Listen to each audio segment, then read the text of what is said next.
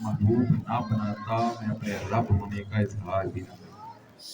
یعنی رب نے جس کو جو عطا کیا ہے اپنے محبوب ماہ مقدس کے اندر ہم شب و روز محافل کا انعقاد کرتے رہے، حضور کے ذکر کی مجالس ہم مناتے بھی رہے، ان کا اہتمام بھی کرتے رہے، ان کی شانیں سنتے بھی رہے، سناتے بھی رہے، لیکن یاد رکھیے گا صرف محافل کا انعقاد کر لینا ہی کافی نہیں ہے، بلکہ جو حضور علیہ السلام کی سیرت ہے، جو حضور کا اسوہ ہے، جو حضور کا طریقہ ہے، اس کو اپنانا ضروری ہے۔ صرف عاشق رسول ہونے کا دعویٰ کر لینا یا لبیک لبیک یا رسول اللہ کہنا کافی نہیں ہے، بلکہ اپنے ہر عمل سے لبیک یا رسول اللہ ثابت کرنا ضروری ہے۔ کس طرح ثابت کریں گے؟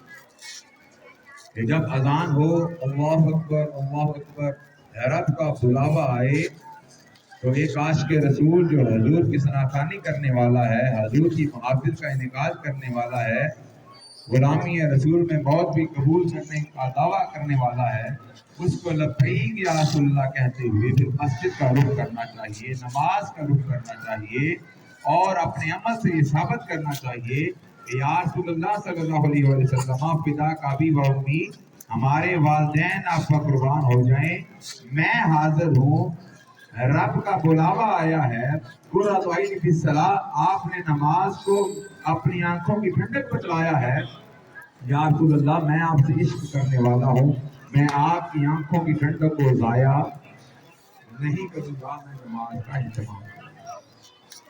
ان الصلاۃ عماد الدین ومن اقامہ فقد اقام الدین ومن حدمہ فقد حدم الدین، آپ نے نماز کو دین کا ستون بتایا ہے، میں دین کے ستون کو گرنے نہیں دوں گا بلکہ دین کے ستون کو مضبوط کروں گا۔ میرے آقا نے فرمایا من غش فلیس منا، کہ جو ملاوٹ کرنے والا ہے وہ ہم میں سے نہیں۔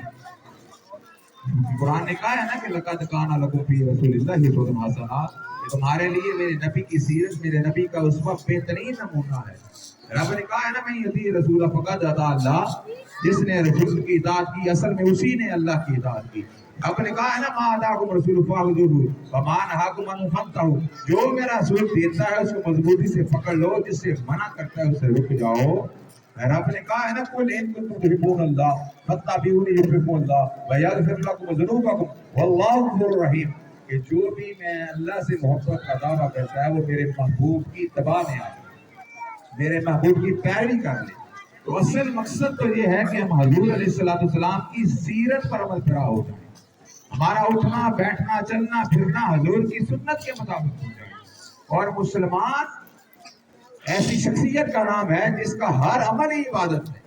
آپ سنت کے مطابق سوئیں، آپ کا سونا عبادت، آپ سنت کے مطابق کھائیں، آپ کا کھانا عبادت، آپ سنت کے مطابق لباس پہنیں، آپ کا لباس پہننا عبادت، آپ کسی مسلمان بھائی کے چہرے کی طرف دیکھ کر خوشی کا اظہار کریں، آپ کے چہرے پر مسکراہٹ آئے، آپ کا مسکرانا عبادت، آپ کا مسکرانا صدقہ، آپ کسی کے لیے دعا کریں، آپ کے لیے عبادت، آپ بڑوں کا احترام کریں، لیس منا من لم یرحم صغیرنا ولم یوقر کبیرنا، میرے آقا نے فرمایا جو بڑوں کا احترام نہیں کرتا، چھوٹوں سے شفقت سے پیش نہیں آتا، وہ ہم میں سے نہیں۔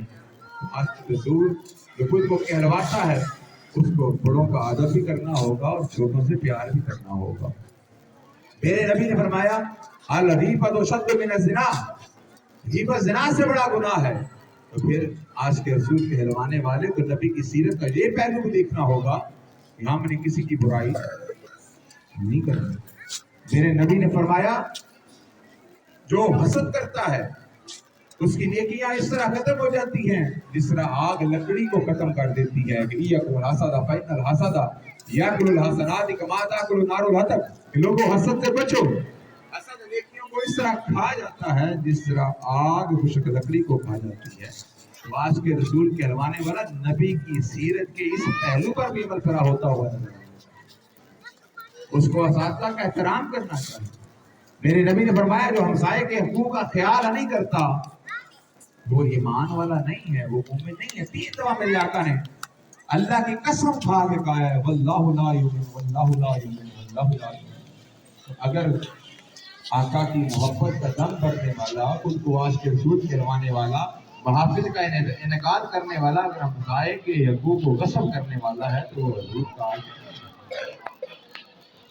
میرے آقا نے فرمایا کسی کی مال پر حق قبضہ نہ کرو، ایک بنشت برابر بھی اگر کسی نے کسی کی زمین پر ناجائز قبضہ کیا، وہ کل روز محشر ساتوں زمینوں تلے اس کو بڑی سزا۔ آج ہم بہنوں کے حقوق کھاتے ہیں، بیٹیوں کے حقوق کھا جاتے ہیں۔ بہنیں اگر ڈیمانڈ کریں ہم عطا نہیں کرتے، دیتے نہیں ہیں۔ اگر کوئی لے لے تو کہتے ہیں آج سے ہمارا مرنا اور جینا ہمارے ساتھ ختم۔ اللہ کے وراثت کا قانون اور قاعدہ رب نے قرآن میں بتلایا ہے، نبی نے اپنے فرمان میں بتلایا۔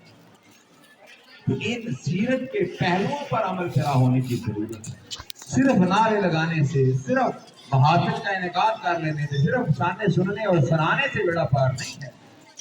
اصل ان ساری محافل کا، ان ساری مجالس کا مقصد یہ ہے کہ بندہ حضور کی سیرت کے تابع ہو جائے،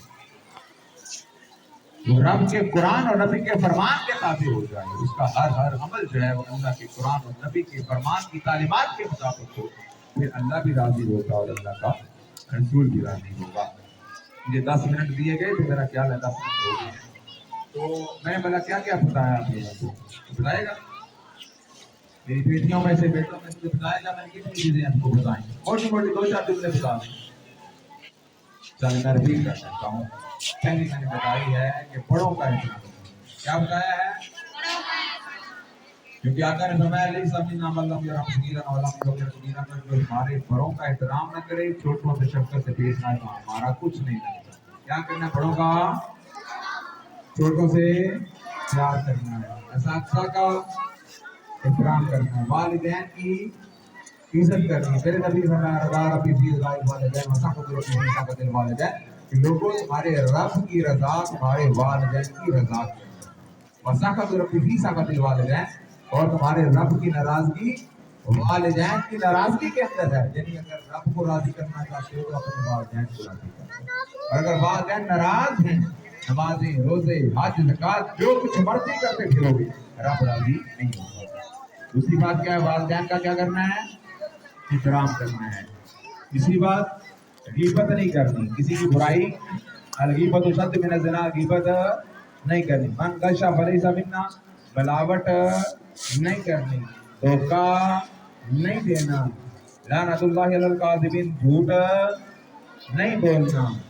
ان ساری چیزوں پر عمل پیرا ہوں گے، اپنے ملک سے، اپنے وطن سے، اپنے گھر سے، اپنے اسکول سے پیار کرنا ہے، اور ان کے حقوق کی ادائیگی کے لیے سرگرم عمل نظر آنا ہے۔ تو اللہ رب العزت کی بارگاہ میں دعا ہے، التجا ہے، جو کچھ کہا، جو کچھ سنا، اللہ تعالیٰ مجھے اور آپ کو عمل کرنے کی توفیق فرمائے۔